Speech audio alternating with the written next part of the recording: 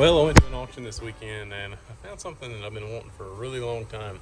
And it went for a really low price. And I hope I didn't bite something off. My backhoe can't chew. So this thing, it didn't look that heavy until I pulled the backhoe up to it. And we're just gonna have to see what it'll do. I've got everything hooked up and I hope it comes off.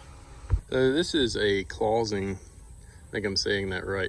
It's a Clausing 1548 lathe. And it was completely blue. And last night I went through and cleaned this thing up, used oven cleaner. And you know, oven cleaner will peel off, you know, junky paint. And this thing was painted pretty good. Somebody spent a lot of time painting it. And I mean, but it was nasty. I mean, it was just, I'll throw some pictures in there right now, right here.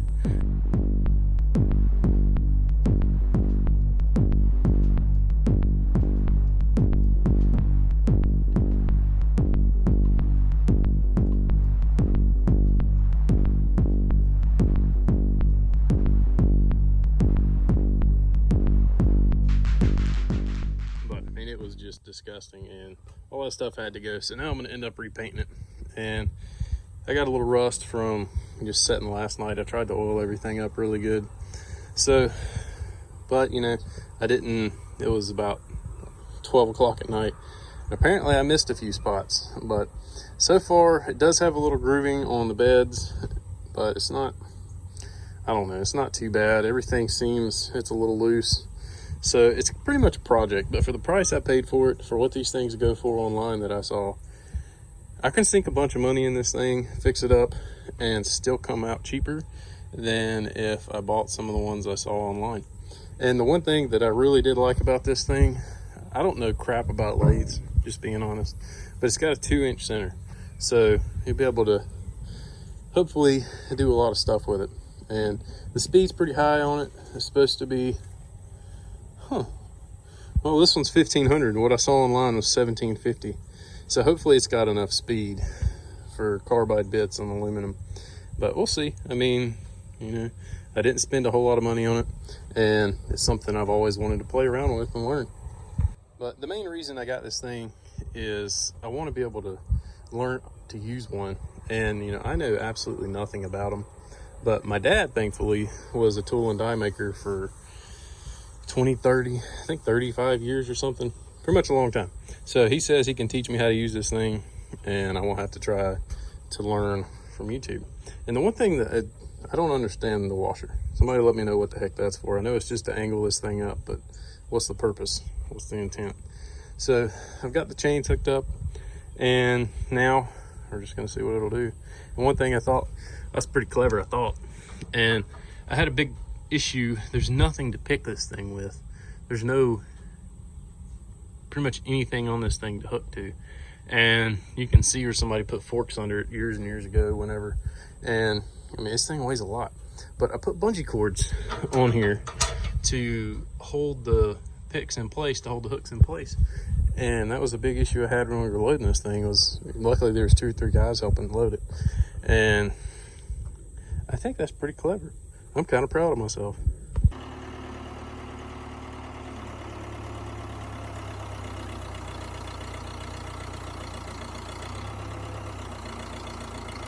Oh, thank the Lord it picked it up. I was a little worried. Oh man, all right, that was nerve-wracking as crap. So I got it in here, and my issue is, I got it in the door. I've got to get it onto that pad. I don't know if it's gonna work, but you can obviously see what I'm gonna try to do. So we'll just have to see. Well, we went ahead and got the backside painted. And I wanna go ahead and get this thing in place. It's actually working. Drove a stake in, come along. She's coming.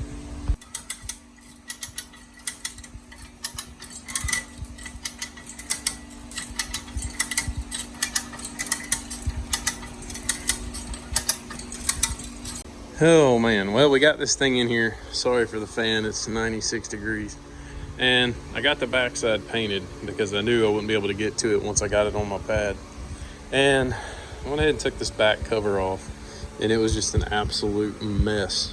I mean, nobody had cleaned it in, I don't know when. They obviously did not use the carriage function very much because it was just completely covered in metal chips and just a mess. I went ahead and pulled this pulley off. There was no retaining nut or retaining bolt to hold the pulley on. Someone had taken it off, I guess, to check the belts or something, lost the bolt. And there is a brake system on here, I guess. And this is the lever for that. And whenever you push the brake in, it's supposed to push that up. That's completely gone. So we're gonna be doing some fabrication, I guess. Because, I mean, it's not like... The one bad thing about this clausing lathe is I can't find much of anything about it online. And I've still got to clean all this up, finish cleaning it up, painting it up. And I noticed my sight glass is busted. So I got to figure that out as well.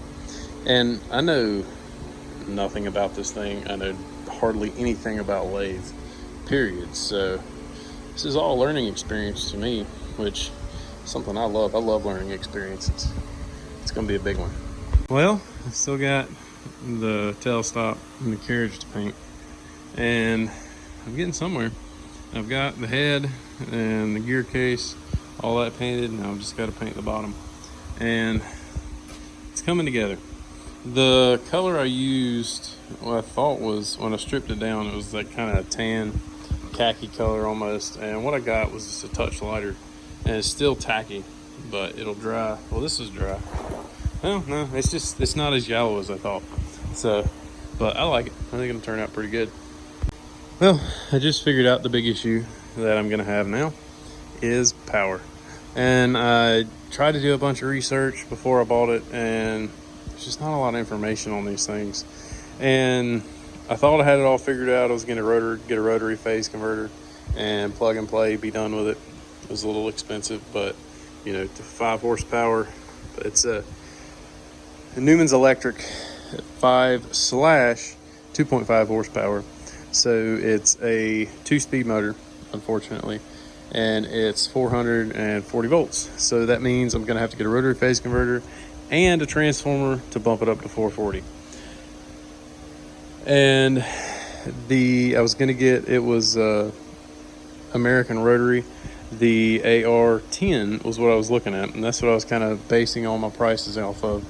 And I emailed them, they told me that since it's 2-speed, you pretty much have to double the amps, and now I'm gonna pretty much have to get I think it's an AR20. So that is gonna set me back a lot. So now I'm back to the research board on what I'm gonna do to power this thing. So, well, I tell you what, this lathe has been a heck of a learning experience already.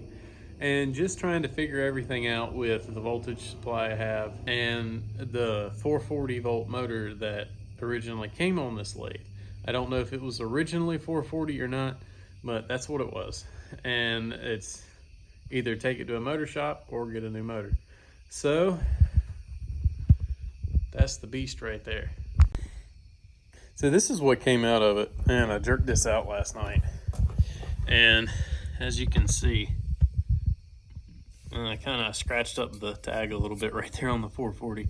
But I've been trying to just rack my brain. I know American Rotary has a lot of good stuff, and I've been in contact with them about this. And to run a 440 motor is pretty much, you might as well figure $3,500. So a 2-speed, let me rephrase that, a 2-speed 440 motor. So yeah, that's not going to happen. That's more than 3 times what I paid for the lathe. So I've been working every chance I get, getting this thing all cleaned up and painted. And I didn't do like a crazy good paint job. It's a spray bomb paint job, but you know, it is what it is. So I got the carriage. I still got some, I need to touch these bolts up or something and put a few more handles on here. But one thing that I didn't even know this was a thing before I bought this, and I wish I would have took my dad with me or someone to the sale, but I don't know how big of a deal it's going to be. But right about here is where the thread indicating dial is supposed to be.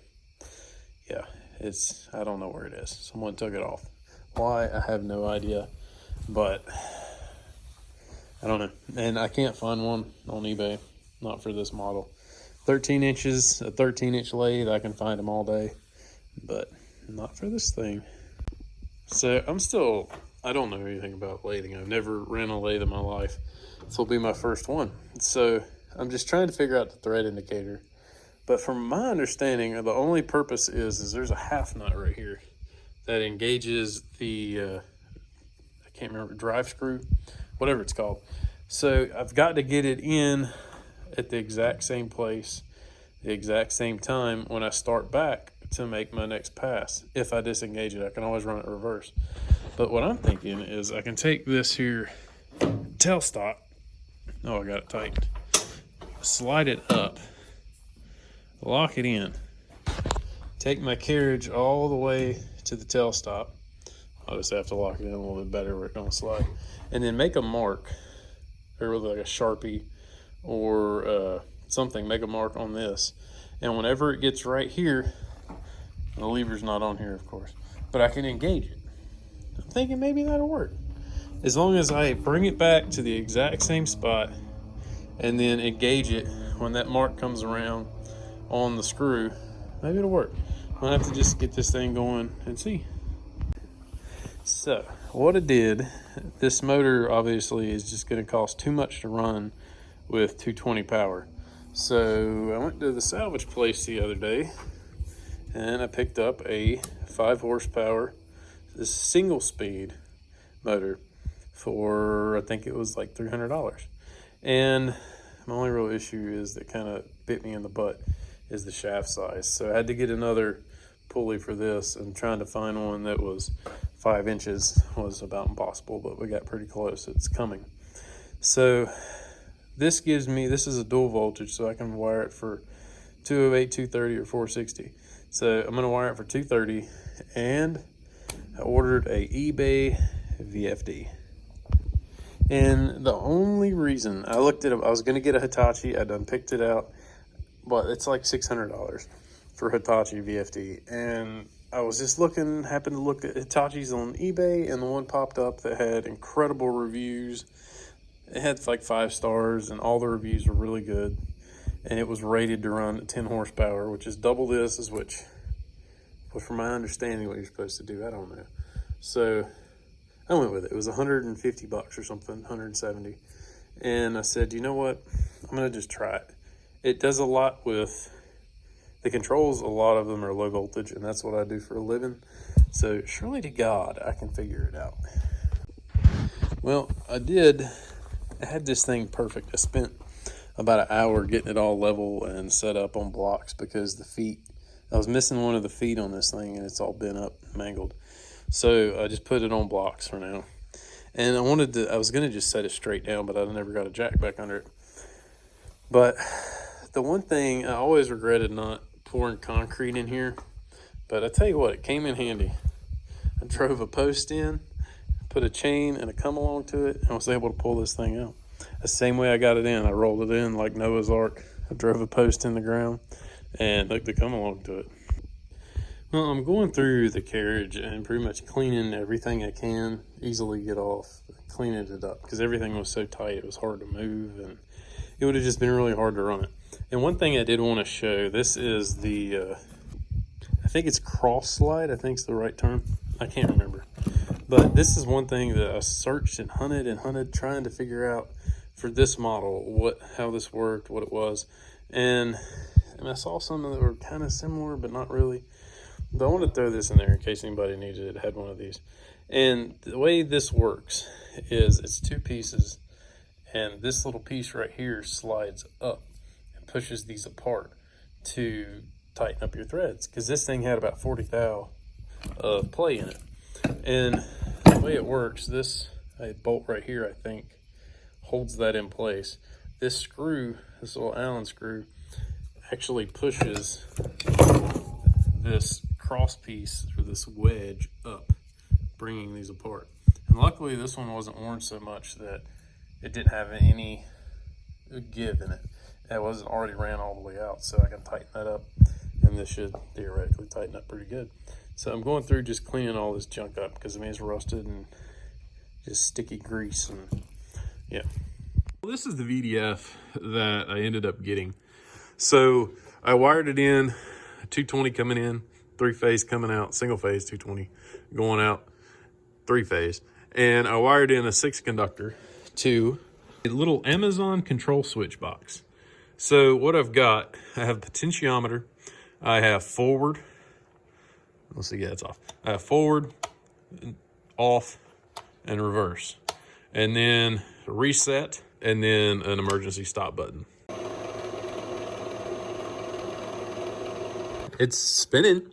It seems to be working. I mean, we're gonna have to go through this thing and just kind of test everything out and see if everything functions properly and go from there.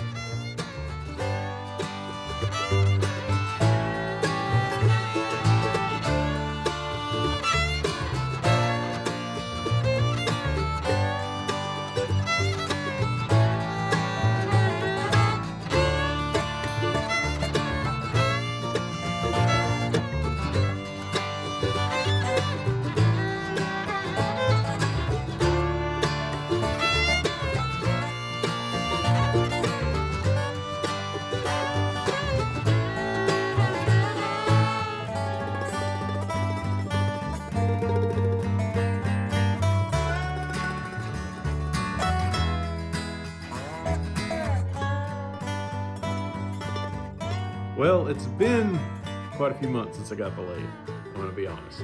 And I've been holding off on the video because I've had so much going on. And I really wasn't sure if there was gonna be much interest in lathe videos. So, I don't know, we'll see. If you like the video and you want me to do more of them, let me know. And we may do it because I've been actually using this thing a lot.